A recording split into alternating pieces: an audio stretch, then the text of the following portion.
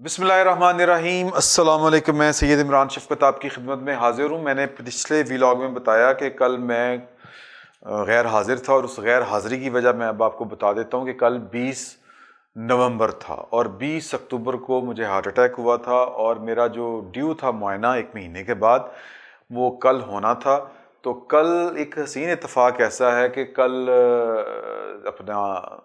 فیض احمد فیض صاحب کی برسی تھی اور میرا عرس تھا۔ عرس ڈاکٹروں کے ہاتھوں تھا، ڈاکٹروں نے لمحے پایا اسی مینوں 3 ڈاکٹر تھے، ایک دل والا ڈاکٹر تھا، ایک ڈاکٹر آف میڈیسن تھا، اور ایک خیالات والا ڈاکٹر تھا۔ خیالات والے ڈاکٹر سے آپ نے پریشان نہیں ہونا، کیونکہ خیالات والا جو ڈاکٹر تھا وہ کیونکہ اچھا ہوتا ہی ہے کہ جب آپ، میں زیادہ بات پرسنل لمبی نہیں کرنا چاہتا ہے، ہمیں لگتا ہو پھر اٹیک ہونے لگا ہے، کچھ ہو رہا ہے تھے کچھ ہو رہا ہے تھے، تو وہ بندہ جب ٹرامے سے نکل کے آتا ہے تو وہ ایک انگزائٹی ہوتی ہے۔ تو وہ جو خیالات والا ڈاکٹر تھا وہ مجھے کہہ رہا تھا کہ وہ پھر بڑا ایک لمبا چوڑا لیکچر کہ یہ تم خام خواہ کے مامے نہ بنو، تو یہ نہ کرو وہ نہ کرو، یہ نہیں لینی چاہیے ٹینشن، یہ جو تم ویلاگ کرتے ہو شغل لگایا کرو، اور اس کو سیریس لینے کی ضرورت نہیں ہے، یہ جو ملک کے حالات ہیں۔ پھر میں ہمیں یاد آیا وہ ہمارے ایک دوست ہیں گوہر بٹ صاحب، وہ کل مجھے کہہ رہے تھے، جب میں نے ڈاکٹر کے پاس پہلے جانا تھا تو وہ مجھے کہہ رہے تھے کہ یار آج وہ تم نے نا فیض صاحب کی کوئی نظم یار ایک آدھ پڑھ دینا اپنے ویلاگ میں، کہ ان کو وہ بڑے ہیں گوہر بٹ صاحب، بڑے دماغ خراب کرنے والے لوگ ہوتے ہیں نا لیفٹ والے، وہ دانشور جن کو ہم لاہوریے دانشور کہتے ہیں، تو وہ دانشور ہیں۔ تو ساری زندگی ان کی سے ایسے ہی گزری ہے، کھے کھانے ہیں مطلب، اور ہمیں بھی وہ چاہتے ہیں کہ ہم بھی کھے کھاتے رہیں۔ تو خیر وہ میرے پھر ذہن میں آیا، ایک اور دوست سے بات ہو رہی تھی کہ ایک واقعہ اس نے مجھے سنایا، وہ میں آپ کی گوش گزار کرتا ہوں فیض احمد فیض کا۔ اور یہ بھی کیا حسین اتفاق ہے کہ فیض صاحب کی برسی اور احمد ندیم قاسمی صاحب کا جنم دن یعنی کہ سالگرہ، یہ ایک ہی تاریخ ہے۔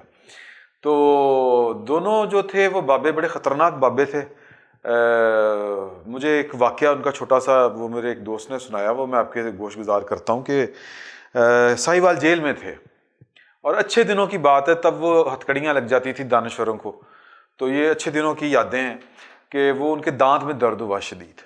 اور انہوں نے کہا کہ یار کوئی میں نے اسپتال لائیو، کیونکہ دانت کا درد اب بھی اتنے جدید دور میں وہ ناقابل برداشت ہوتا ہے۔ جب وہ پین کلرز طرح طرح کی آ گئی ہوئی ہیں، تب تو اتنی پین کلرز بھی نہیں ایجاد ہوئی تھیں۔ تو وہ گاڑی نہیں تھی، کوئی مسئلہ تھا، کوئی ہڑتال تھی یا پتہ نہیں کیا تھا، تو گاڑی مل نہیں سکی۔ تو انہوں نے کہا فیض صاحب ہن کی کریے؟ انہوں نے کہا یار جویں مرضی کرو، پیدل لے جاؤ یار، لیکن مینوں لے جاؤ کسی ڈاکٹر دے کول۔ تو ان کو ایک تانگا بلایا گیا، اور تانگے میں بٹھا کے ان کو ہتھکڑی لگی ہوئی ہے، اور جناب ان کو ساہیوال وہ یعنی جیل سے وہ لے کے جا رہے ہیں۔ ساہیوال بڑی بدنام زمانہ جیل ہے، اور بڑی خوفناک جیلوں میں سے ایک جیل ہے۔ تو وہاں سے جب وہ شہر کی طرف داخل ہوئے تو لوگوں نے دیکھا وہ ہے تو فیض جا رہے ہیں۔ تو اب فیض کے جو فین تھے، جو ان کے گرویدہ تھے، وہ بھی ساتھ ساتھ چل پڑے۔ تو پھر یہ ان پہ اس وقت جو تھی آمد ہوئی ایک نظم کی، اور وہ نظم یہ تھی جی کہ چشم نم جان شوریدہ کافی نہیں، تہمت عشق پوشیدہ کافی نہیں، آج بازار میں پابا جولاں چلو، دستے افشاں چلو مست و رقصاں چلو، خاک بر سر چلو خوں بداماں چلو، خاک بر سر چلو خوں بداماں چلو، راہ تکتا ہے سب شہر جانا چلو، حاکم شہر بھی مجمع عام بھی، تیر الزام بھی سنگ دشنام بھی، صبح ناشاد بھی روز ناکام بھی، ان کا دمساز اپنے سوا کون ہے، شہر جانا میں اب باز صفا کون ہے، دست قاتل کے شایاں رہا کون ہے، رخت دل باندھ لو دل فگارو چلو،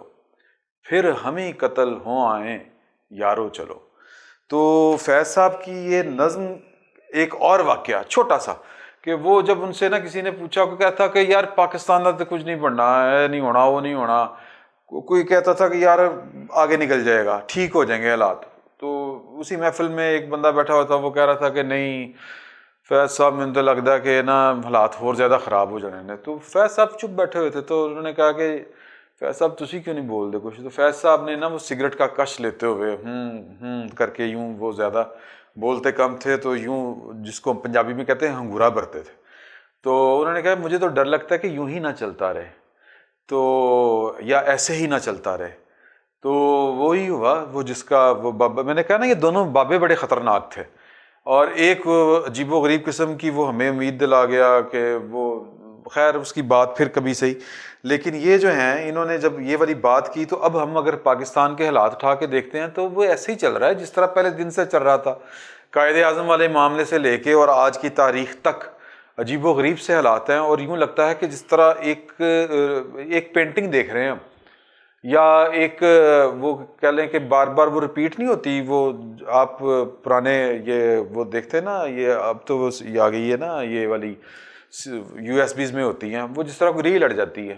تو ایک ہی وہ منظر بار بار چل رہا ہوتا ہے، تو وہ تبدیل شدہ پاکستان بدل رہا ہے، پاکستان نے تبدیل ہو جانا ہے، نیا پاکستان بن رہا ہے، کوئی نہیں بنیا۔ وہ کہتے تھے کہ جی ہم پہلے وہ یعنی جب پرانا پاکستان نیا پاکستان بنے گا تو یہ نہیں ہوگا وہ نہیں ہوگا، پہلے کہتے تھے کہ ہم نے جناب صرف ہسپتال بنانے ہیں، ہم نے لوگوں پہ انویسٹ کرنا ہے۔ لوگوں پہ انویسٹ کرنے کے دو طریقے ہوتے ہیں کہ آپ ہیلتھ پہ خرچ کر دیں، لوگوں کی صحت اچھی کر دیں، یا پھر یہ ہے کہ لوگوں کو ایجوکیٹ کر دیں، لوگوں کی تعلیم پہ خرچ کر دیں، تو یعنی ہیومن انڈیکس جو ہے اس کا لیول ہم نے بڑھانا ہے، یہ ہمارے عمران خان صاحب کا کہا کرتے تھے۔ اور میٹرو نہیں ہم نے بنانی، یہ میٹرو تو جناب پوری دنیا میں اوپر چلتی ہے اور یہ نیچے چلا رہے ہیں، اس طرح کے وہ شغل لگایا کرتے تھے، لیکن پھر ہوا یہ کہ نہ تو انہوں نے انویسٹ کیا۔ آج بھی جو کے پی کے ہے اور جو بلوچستان ہے، ان میں جو ہیومن انڈیکس ہے وہ اس کا لیول ایک ہے۔ اعداد و شمار یہ بتاتے ہیں، اور یہ اعداد و شمار ہمارے نہیں ہیں، یہ محکمہ شماریات کے ہیں، کہ جو کے پی کے کا جو ہے شرح خواندگی اور بلوچستان کی شرح خواندگی ان کا لیول ایک ہے، اور پچھلے 10 سال کے اعداد و شمار اٹھا کے دیکھ لیں تو وہ لیول نہیں بڑھا۔ جو ہاسپٹل ہے، لیڈی ریڈنگ ایک ہاسپٹل تھا، وہ بھی میرا حدہ بند پہ آیا، اور کیا وہاں پہ ہوا ہے؟ کچھ نہیں ہوا، کوئی نیا ہاسپٹل نہیں بنا، بلکہ جو سرکاری تھے ان کو کمپنیز کے ذریعے چلانے کی کوشش، اور وہ بھی ایک ناکام کوشش۔ پھر آپ یہ سمجھیں کہ جو میٹرو والی بات تھی، وہ تصویر روز تماشا ہوتا ہے، میٹرو جو پشاور ہے، بی آر ٹی جس کو کہتے ہیں، کہ کل وہ تصویر تھی کہ جی کہ وہ جو مسافر ہیں وہ دھکا لگا رہے ہیں بی آر ٹی کو، ان سے یعنی نئے پاکستان میں ایک بس نہیں چلائی جا سکی۔ تو کہنے کا مطلب یہ ہے کہ کیا بدلا ہے؟ کچھ نہیں بدلا۔ اور اسی طرح جو پاکستان کے افکار کے مسائل ہیں، جو پاکستان کی آئیڈیالوجی ہے، یعنی میں نظریہ پاکستان کی بات نہیں کر رہا، فکری اعتبار سے کیا ہم آگے بڑھ سکے ہیں؟ ہمیں ہر لیڈر نے آ کے لالی پاپ دیا کہ جناب کہ اب ہم جو ہیں پہلے تو وہ انتظامی طور پہ، یا جی کہ وہ کہہ لیں کہ سیاسی طور پہ، فکری طور پہ بھی ہم میں کوئی جس کو کہتے ہیں نا تغیر نہ تبدل، نہ وہ اثبات ہی اثبات ہے کہ ہمارے پاس وہ کھاتے سارے جمع ہو چکے ہیں۔ ایک نئی امید جو ہے وہ ہر لیڈر لے کے آتا ہے کہ جناب کہ بھٹو صاحب نے ایک امید دی تھی روٹی کپڑا اور مکان کی، نیشنلائزیشن کر لی، کیا بدلا؟ میرا خیال ہے کہ کچھ نہیں بدلا، اور وہی بلکہ وہی وہ جو ہے ایک وہ مجھے واقعہ سنا رہے تھے گور بٹ صاحب کے، کچھ جو جذباتی لوگ تھے ان میں سے ایک کا مجھے حوالہ بتا رہے تھے کہ وہ صحافی تھے، میں نام ان کا بھول رہا ہوں، اور ان صحافیوں میں پلاٹ جب بانٹے گئے تو انہوں نے پلاٹ لینے سے انکار کر دیا۔ تو گوہر بٹ صاحب کہتے ہیں کہ میں نے پوچھا کہ آپ کا پلاٹ کیوں نہیں لیا؟ تو انہوں نے کہا یار جو جواب میں نے بھٹو کو دیا تھا وہی میں تمہیں دیتا ہوں، کہ ہم تو جو کہ مساوات کے قائل ہیں، کہ جب سارے پاکستانیوں کو پلاٹ مل جائیں گے تو ہمیں بھی مل جائے گا، یہ چنیدہ لوگوں کو پلاٹ دینا یہ ہماری سمجھ میں نہیں آیا۔ تو ایک وہ بندہ جو سوشلزم کا نعرہ لے کے آیا تھا، اس کے ہاتھوں سے بھی یہی معجزے سرزد ہوئے کہ چنیدہ لوگوں کو ہی نوازا۔ پھر ایک بندہ جو نعرہ لے کے آیا کہ یار کہ میں نے انڈسٹری بچھا دینی ہے، سڑکیں بچھا دینی ہیں، اور جناب میں نے ڈکٹیشن نہیں کسی سے لینی۔ پھر ہم نے دیکھا کہ وہ ڈکٹیشن والا معاملہ بھی پتہ نہیں کہاں گیا کہاں نہیں گیا، اور اب وہ باہر بیٹھے ہوئے ہیں، اور باہر بیٹھ کے وہ کوئی انقلاب برپا کرنا چاہ رہے ہیں، اللہ کرے کر لیں۔ تو صورتحال جو ہے وہ فیض صاحب کی جو پیشین گوئی تھی یا پیش گوئی جس کو کہتے ہیں، وہ آج کی تاریخ تک سچ ثابت ہو رہی ہے کہ پاکستان جن حالات میں جس طرح کر کے ان کے دور میں چل رہا تھا، پاکستان آج بھی اسی طرح کے دور میں اسی طرح ہی چل رہا ہے۔ تو وہ حبیب جالب صاحب کہہ گئے ہیں کہ جی کہ دن پھرے ہیں فقط وزیروں کے، پاؤں ننگے ہیں بے نظیروں کے۔ تو یہی معاملہ ہے، اور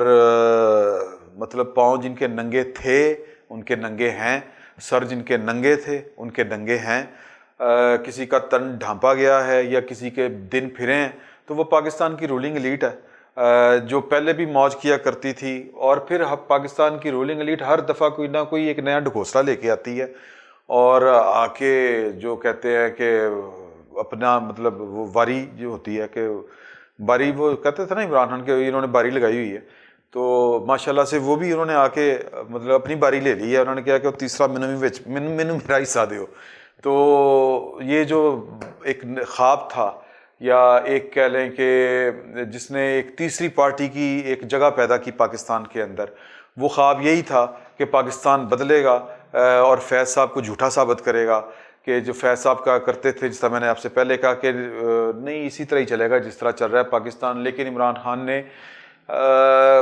آپ یوں سمجھیں کہ ایک دعویٰ ایسا کیا کہ نہیں پاکستان بدلے گا اور تبدیل ہوگا، نیا پاکستان بنے گا، لیکن بدقسمتی سے کہنا پڑتا ہے یا ایک بھاری دل کے ساتھ کہنا پڑتا ہے، دل کو ہاتھ پڑتا ہے یہ کہتے ہوئے کہ عمران خان صاحب بھی ناکام ہو گئے، اور ان کے پاس نہ کوئی ویژن، صرف ایک لفظ کوئی ویژن نہیں ہوتے، تو ان کے پاس صرف کہنے کے لیے دو چار جملے تھے، وہ پچھلے 22 سال سے وہی کہہ رہے تھے اور آج تک وہی کہہ رہے ہیں، یعنی کہ وزیر اعظم بننے کے بعد بھی ہونا تو یہ چاہیے تھا کہ کوئی نہ کوئی سٹیپ لیتے، تبدیلی آتے آتی ہے، یہ بھی ایک یہ مطلب کوئی ایسی بات نہیں تھی کہ ان سے کہتے کہ جناب کہ آپ ہتھیلی پر سرسوں جما کے دکھائیں، لوگوں کو پتہ ہوتا ہے کہ یار کہ تبدیلی آتے آتی ہے، لیکن سٹارٹ تو ہو، لیکن وہ جو تبدیلی تھی وہ نہیں آئی۔ انہوں نے فیض احمد فیض کو سچا ثابت کرنا تھا کہ پاکستان ایسے ہی چلے گا اور ایسے ہی چلتا رہے گا، اور آنے والے دنوں میں یہ دیکھتے ہیں کہ جو پی ڈی ایم ہے وہ جو کہہ رہی ہے کہ نہیں پاکستان انہیں تو نہیں بدلے، اسی بدل کے دام آگے، تو ان کا بھی دیکھ لیتے ہیں کہ یہ پاکستان کو کتنا بدلتے ہیں، کہ یا پھر یہ بھی انہوں نے کچھ سازش کی ہوئی ہے پاکستان کی رولنگ ایلیٹ نے کہ وہ جو بابا فیض احمد فیض تھا اس کو ہم نے جھوٹیاں نہیں پہن دینا، اس کو ہم نے سچا ہی ثابت رکھنا کہ بابا تو سچا سا، اسی وہ نہ ڈرامے بازیاں لا کے تینوں سچا ثابت کرنے کی کوشش کی تھی۔ فی الوقت اتنا ہی، بہت بہت شکریہ۔